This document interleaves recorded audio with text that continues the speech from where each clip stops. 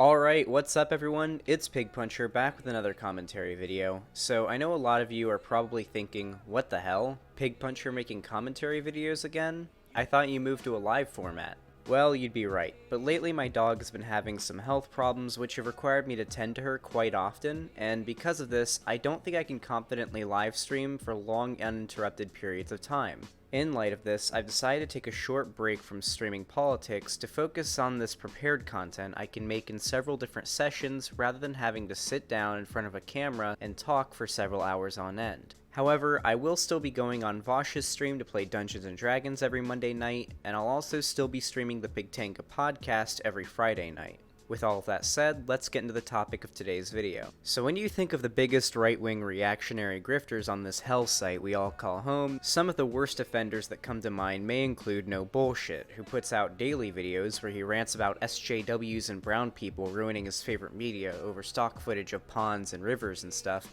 while his extremely inaccurate persona stands in the foreground. Who would ever think a format like that's a good idea? Or you may think of Geeks and Gamers, who's known for making over 100 videos on Brie Larson, where he sits in front of his camera and rants about how she's basically the devil incarnate. No, I'm not talking about either of these assholes. Instead, I'm talking about what might as well be their offspring if they could somehow have a baby together. This YouTuber has the intellectual deficiency, neckbeard, and bad hygiene of No Bullshit, as well as the lazy, breakneck bullshit format and upload rate of Geeks and Gamers. We're talking about TheQuartering. No doubt many of you guys already know who TheQuartering is. He has over 600,000 subscribers on his main YouTube channel, and he uploads 2 to 3 videos per day. To be fair, not every single one of these videos is reactionary in nature, but obviously his most popular content is, and his channel does best in terms of viewership when he focuses on ranting about SJWs in front of his camera. This guy is kind of a mess, and I almost don't know where to begin when discussing him, so let's start at the beginning. TheQuartering, or known by his real name Jeremy Hambly, first came into the spotlight in June of 2017 after he was banned from several Magic the Gathering events due to allegations of harassment by a cosplayer named Christine Sprinkle. Shortly after, he uploaded a video called Playset of Beta White Knights Prevent Rape of MTG Cosplayer at CS Sprinkle Run, which has since been removed by YouTube, where he claims that Sprinkle was lying about the harassment she had received in order to make more money through her Patreon. Shortly after this video went live, Sprinkle announced she was quitting Magic the Gathering due to the onslaught of hate she was receiving from TheQuartering's now budding fanbase. After this development, the official Magic the Gathering Twitter made a statement saying that they were sad to see Christine go, and they condemned the harassment being sent her way by the MTG community. Now, let's skip forward a couple of years to when TheQuartering began to gain some serious online prominence. He began making daily videos discussing developments in industries such as gaming, tabletop games, movies, and TV shows. However, it didn't take long for TheQuartering's anti-progressive politics to infect the content he made. He went from criticizing EA for its anti-consumer business practices to harping on game developers for being SJWs that are supposedly pushing a progressive agenda in their art, while simultaneously strawmanning the arguments of progressives who make the case that maybe games should try to be more inclusive. So far, this all seems pretty by the books for a conservative YouTuber who makes anti-SJW content, but as his channel grew, he became even less respectable in regards to his tactics. He began to cut down on the editing quality of his videos and opted to begin uploading several videos per day instead. He started jumping on bandwagons such as the anti-Brie Larson train, which led him to make a few dozen videos on her as well, all the while injecting even more extreme right-wing politics into his videos as time went on. It didn't take long for lefties on YouTube to notice TheQuartering's success and his stupidity, and they quickly began to cover his videos in responses and live takedowns. Eventually, TheQuartering got into a Twitter argument with a streamer named Destiny, and he challenged Destiny to debate him on stream, which he gladly accepted. Destiny did a preparation stream where he watched a bunch of TheQuartering's videos, and he had nearly 12,000 viewers the whole time. However, once Jeremy saw how prepared Destiny was, he ducked out of the debate and posted these tweets claiming that he never actually intended to debate Destiny and it was all just a big troll. You know those videos where dudes waste tech scammers' time? Destiny spent the entire stream watching my videos for 10,000 people or so. I of course never intended on going, but seriously, thank you for the exposure, smiley face, at Destiny. Have a great weekend, dude. The salt in this thread is fucking amazing, smiley face. This obviously got him into hot water, and he was pressured by Twitter to actually debate Destiny like he said he would. The date of the debate came, and despite all the strong statements Jeremy had made in his videos and on Twitter, he backpedaled basically every point Destiny confronted him with, and came out of the debate looking like a grifting coward with no actual conviction or good arguments to back up his points. Not too long after this, yours truly covered a couple of TheQuartering's videos on stream, and went on with my life. However, a few days later, I was doing a weekly call-in stream with my fans when TheQuartering himself came into my chat, demanding a debate. I was caught off guard, but at the time I was a much smaller channel, and I wasn't going to give up a chance to debate such a large public figure. He joined my fan Discord and we started a debate. The first thing I noticed was that he was also streaming, and his fans were flooding into my chat by the hundreds, spamming the N-word and things like Hitler did nothing wrong and gas the Jews. But let's be honest, none of us was surprised that his fan base is full of Nazis. I started bringing up issues that I had with him, and like with Destiny, he started to backpedal. For example, he claimed that lesbian, gay, and bisexual people don't have it all that hard in society today compared to straight people. After I brought up a few studies and articles proving that false, he backpedaled on that point.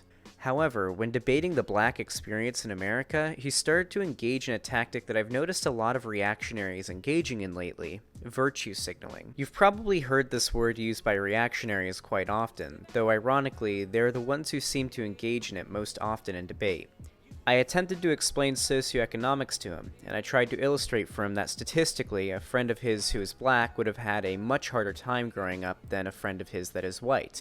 Before I could even finish this point, he interjected saying, well, for starters, I would never call him my black friend, I would call him Kyler. Yeah, I'm not joking, that is word for word what he said. This weird jab that I suppose is meant to imply that I and other leftists are the real racists for acknowledging the struggle of black people in America stands in stark contrast of his tendency to mock, condemn, or even become infuriated at representation of races besides white people being included or even praised in media. Sadly, my stream faced some technical difficulties shortly after this, and I was forced to restart my computer to get the stream working again.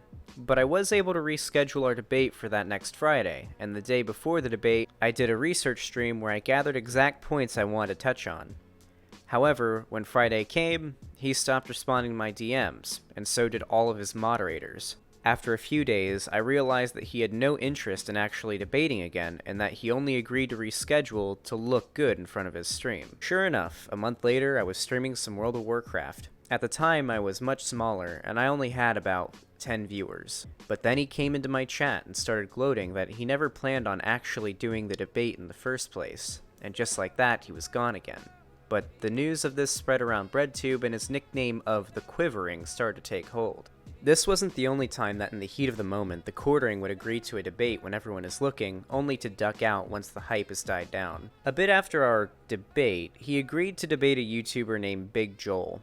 However, right before the day they scheduled for their debate, he ducked out in their DMs. Unfortunately for Jeremy, Big Joel had a much bigger reach than me, and when he told everyone what TheQuartering had done, he felt pressure to reschedule the debate and follow through to save his public image. When the debate finally did happen, it was what you would expect. Jeremy backpedaled on a lot of points, and when he wasn't backpedaling, he used fake definitions for words such as homophobia. In one instance during this debate, Jeremy claims that he can't be homophobic because he doesn't have any rational fear of gay people. Sadly, Big Joel was not used to live format debates, and seeing all the racism and homophobia in TheQuartering's chat made him pretty nervous, so he didn't exactly perform as well as he would have liked. As you can see, TheQuartering has a tendency to challenge people to debates when there's a lot of attention and social credit to gain from it, but quickly cancels them when the attention is moved elsewhere and he thinks he can get away with his dignity intact. Obviously, this had backfired on him a few times, such as with Destiny, but his reputation among reactionaries has still remained quite positive. TheQuartering is a very special, very dangerous kind of bigot. One with a massive audience who makes racist, homophobic, transphobic, and even misogynistic propaganda, but when challenged on it, he plays dumb and acts like he doesn't know what he's doing, and that the people who are calling him out are just overreacting. In one video, he says that leftists just call anyone who disagree with them racists, while in the next video, ranting that white genocide is real in the form of redheads supposedly being erased from the media. He also claims that he can't be held responsible for the actions of his audience when people bring up the staggering amount of Nazis and white supremacists in his fan base. However, we aren't quite done. TheQuartering is many things: a racist, a homophobe, a misogynist, and a propagandist, but he's also a grifter, as I say in the title of this video. When you watch his video, he seems quite self-aware that he does this just to make money, with no regard for the actual effects of the ideas he's putting out there. Jeremy sometimes even uses this self-awareness as a comedic element in his videos. For example, when the new female Thor movie was announced, he started his rant with a skit of him googling how much it costs to build a moat around his house, clearly referencing the fact that he plans to milk this movie for every penny he can. It's very strange to me how few people in the YouTube community call this out. These are literal Paul brother levels of scumminess, but instead of telling 6-year-olds to steal their parents' credit card to buy his merch, he's exploiting the bigoted outrage of his audience for profit. Although, this isn't the only way he scams his audience. Last year, Jeremy announced he was creating a website called exclusivelygames.com. The website would be an independent platform for creators he would pay to upload reviews of games that are politics-free. Their goal is to keep agendas out of games and, quote, protect the escapism of video games. These reviews are obviously not politics-free, as all art is inherently political, and video games are in fact art. And with reactionaries writing most of these reviews, I have no doubt that a lot of them reference the evil of the SJW agenda. The reason I brought up this website, though, is how Jeremy decided to pay for it. He started by creating an Indiegogo campaign with a startup goal of $200,000, with a bonus goal of $250,000, which, if they reached, he'd shave his beard and rock a creepy stash. Ugh. He claimed that this would be enough to keep the site up for a year. This would presumably include paying the reviewers, paying the servers, site domain, and other related services. However, if you look at their goal milestones, you start to see that something is clearly wrong here. For starters, he asks for $10,000 to start up the social media channels like Twitter, Facebook, and YouTube. This should already raise a few red flags. He goes on to list the rest of the milestones, many of them being ridiculously overpriced. At one point, he even wrote the same goal 3 times just to take up space on the list. The best part is, once the campaign reached a certain point, he just stopped updating the goals. As you can see, the campaign is at just short of $160 at the time of me writing this, but he has only updated the milestones up to $100,000. I'll let you, the viewers, decide why that is. On top of that, the site has a monthly voluntary subscription service that's making $3,000 to $4,000 a month. For those of you that can't already tell, this website is heavily overfunded. At most, .com domains typically cost around $15 a year. Most web designers are willing to work for a small percentage of the revenue generated by the site, or a reasonable flat rate, and I can't imagine the reviewers are being paid a very big salary for uploading to the site when most of them already have their own successful YouTube channels. Something about the amount Jeremy raised certainly seems fishy, especially when you consider that this $200,000+ goal is annual. They expect to make nearly $250,000 a year in order to keep this website up. Something is clearly wrong here. Funnily enough, Jeremy was one of the people who was complaining about feminist game critic Anita Sarkeesian raising way too much money than she could possibly need for her series Tropes vs. Women in Video Games, when he's possibly done something arguably worse here. There are plenty more things I could list about this guy, but the video's gotten too long already. Instead, I'll leave links to other videos from YouTubers who've also covered TheQuartering, and I'll let you guys learn from them as well. In conclusion, Jeremy Hambly is a racist, a misogynist, a transphobe, and an overall bigot who exploits the YouTube algorithm and extorts his audience for money. He challenges people to debates when it makes him look cool, but cowers and quivers when people aren't looking, and he truly may be YouTube's biggest grifter. Anyway guys, thank you so much for watching. For those of you guys who are used to live format, this may seem really strange to you, but I promise I will get back to streaming when my circumstances allow me to. For those of you who are new and just found me through this video, hello, please subscribe. I make all sorts of cool videos, and I want to hit at least 15,000 subscribers by New Year's. I honestly think we can do it, so thank you to anyone who likes and shares this video, and to help it get seen by new people. I've made commentary videos like this before, but none of them were ever this in-depth and comprehensive. Please let me know in the comments if you guys like this video, and if you like this format. If you do, I'm thinking of covering Calvin Garrett and Blair White next. I also have links to my Twitter, which I highly recommend you follow, my fan Discord where you can talk to me and other fans, as well as my website where you can watch me stream live games and politics in the description down below. Anyway guys, thank you so much for watching. Pig Puncher, out.